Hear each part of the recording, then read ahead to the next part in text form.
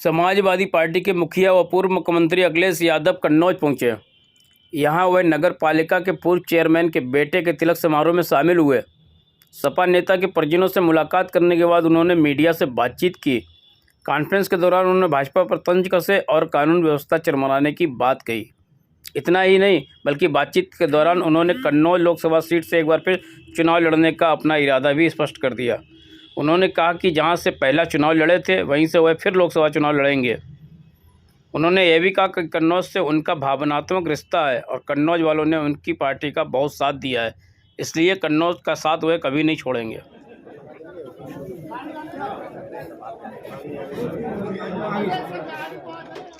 और कन्नौज के लोगों से जो रिश्ता समाजवादियों को जुड़ा है वो बहुत गहरा रिश्ता है। भावनात्मक तो है ही हमारा आपका, लेकिन जो समाजवादी रिश्ता है वो अटूट रिश्ता है।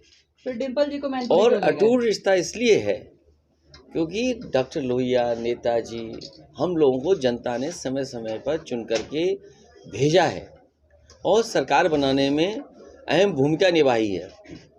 और आपने देखा होगा कन्नौज का विकास आपकी आंखों से होता हुआ देखा है आपने।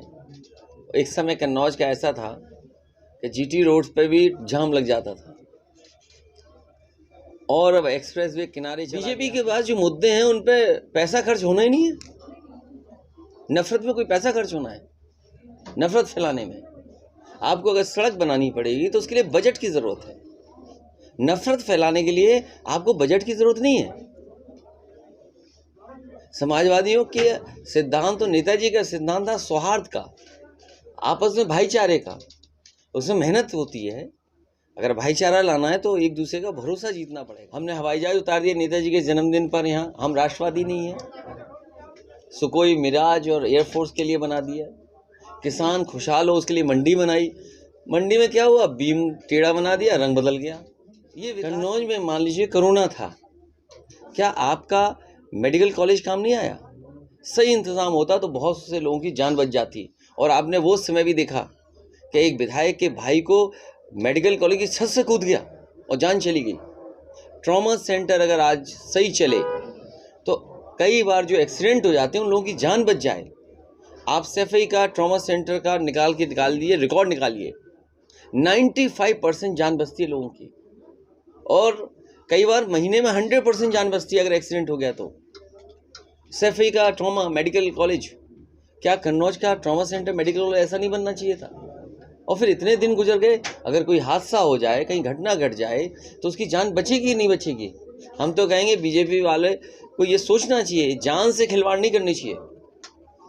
मैं कार्डियोलॉजी के डिपार्टमेंट में गया, कुत्ते घूम रहे थे वहाँ पर। आप में से कोई पत्रकार साथी रहा होगा, उसने रिकॉर्ड किया है। 1-2 कुत्ते नहीं, 8-10 कुत्ते घूम रहे। आपका कैंसर का डिपार्टमेंट, आप पूरे कन्नौज में ढूंढ लीजिए, फरकाबाद में पता करिए आप, जो लोग कैंसर का इलाज करते हैं, कितने परिवारों के घरों के बीच में कैंसर फैल गया। और जब कैंसर फैलता है तो पूरा घर परिवार का बजट बिगड़ जाता है। कहाँ इलाज कराने जाएंगे आप? तो ये मेडिकल कॉलेज में अलग से कैंसर के ट्रीटमेंट के लिए इंतज़ाम होना था, वो भी अधूरा। पैरामेडिकल है, नर्सिंग इंस्टीट्यूट है, पैरामेडिकल है। आज चलता तो पूरे आपके उत्तर प्रदेश के मेडिकल कॉलेजेस की मदद करता वो। मैं परफ्यूमरी की बात कर रहा था और उत्तर प्रदेश के मुख्यमंत्री गोबर की बात कर रहे थे। मैंने कहा कन्नौज को परफ्यूम पार्क चाहिए और मुख्यमंत्री कह रहे गोबर चाहिए आपको। मैंने कहा आप ले जाइए अपना गोरखपुर में गोबर, हमें नहीं चाहिए। कन्नौज की पहचान इत्र से है। परफ्यूमरी पार्क बनता तो यहाँ के किसान और यहाँ व्यापारियों को लाभ होता। दुनिया में पहचान पहले से है, इस पहचान को और बड़ी पहचान बनाता इत्र का कारोबार, परफ्यूमरी का। आप देख लीजिए क्या है। इसलिए आप उलझो मत। कन्नौज के साथियों से हमारा निवेदन कहेगा, बीजेपी के लोग बिना खर्चे के, बिना बजट के नफरत फैलाते हैं। लोगों को डराएंगे, धमकाएंगे। प्रधान जी हो तो मुकदमा लिखा देंगे।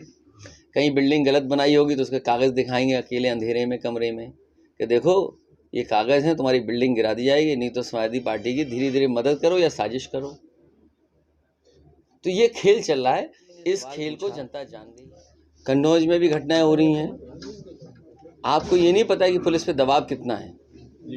अगर बीजेपी का पकड़ा जाएगा तो न जाने कहाँ से फ़ोन आएंगे, क्या क्या दबाव बनेगा। मैंने कहा था कि बीजेपी के एमएलए शामिल हैं तालिग्राम के दंगे में,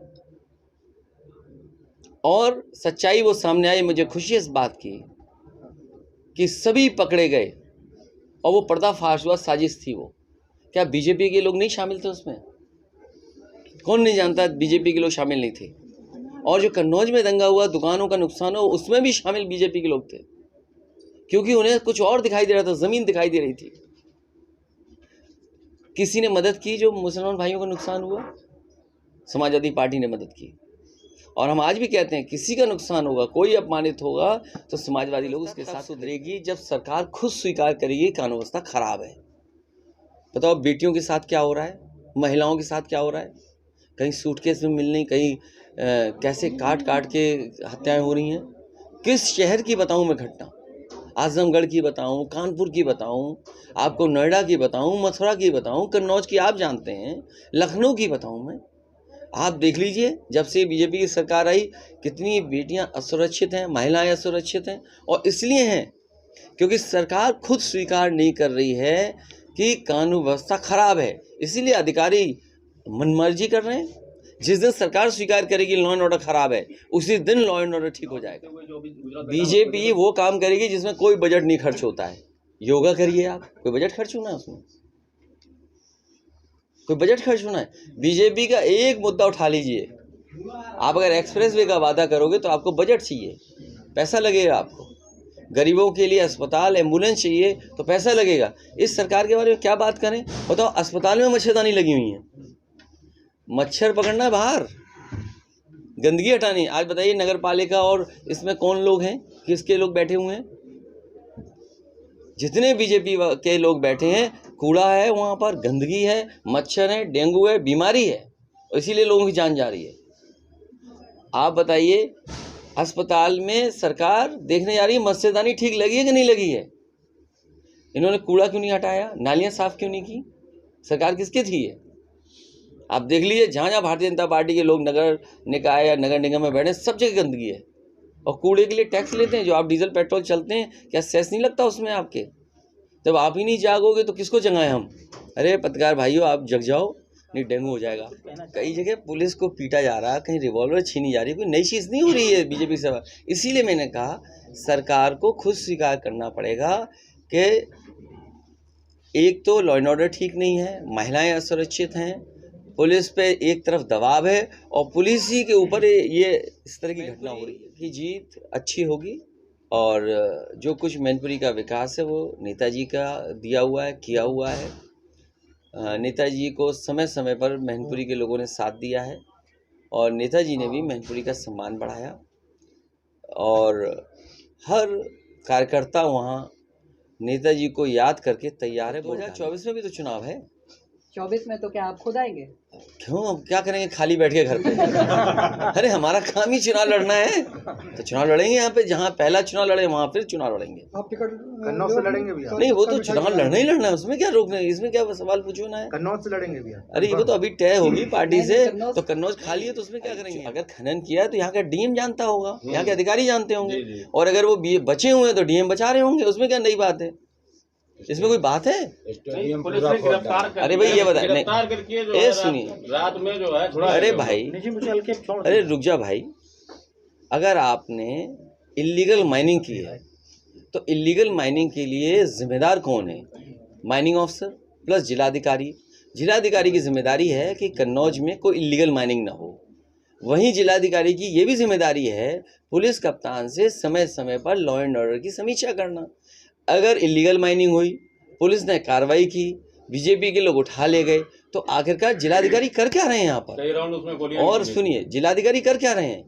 इसका मतलब ये है कि जिलाधिकारी पे भी दबाव है। उन्हें लग रहा होगा कि अगर हम कुछ कार्रवाई कर देंगे तो हमारी कुर्सी हो छिन जाएगी, तो इसका मतलब मंत्री बेकार है, यहाँ पर बीजेपी की सरकार बेकार है। कन्नौज समाजवादियों के साथ रही है, ये तो चुनाव में कभी कभी हो जाता है कि भाई हार गए, ठीक है हम हार गए, स्वीकार कर ली, जनता ने हमें मतदान नहीं किया। अब जनता इंतज़ार कर रही है भाजपाइयों को सबक सिखाने के लिए।